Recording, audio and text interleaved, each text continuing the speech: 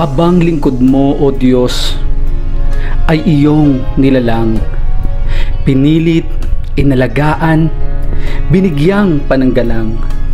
Kinangkasapang daluyan ng iyong kaalamang, hatid ay katotohanat, hindi panlalamang.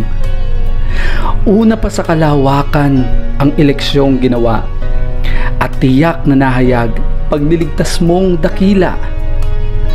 Putik sa dila niya'y dulot ay pakumbaba, kaya't sa tungkuling iniatang kay Jesus nagtitiwala. Mananambaman ng ahas, abang lingkod noon, at laman, butot, balat, iyong kanyang poon.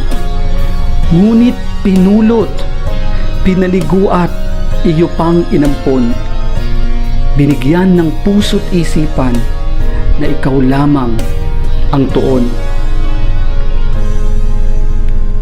At siya'y iyong hinirang upang sakawan ay mamuno.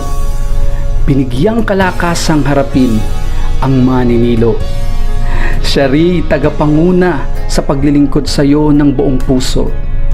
Sa dakilang pastol ay luluhod, taglay ang koronang ginto. Salamat, O Ama, sa kanya pong buhay at hininga, sa kanyang pagpapagal, sa pag-ibig na alay niya. Sa mga katuroay ikaw lagi ang makita, at espiritu'y panahanin bilang lakas at babala.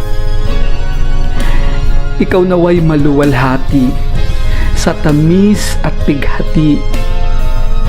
Pananabik ay sumidhi sa pagbabalik ng hari. Amen.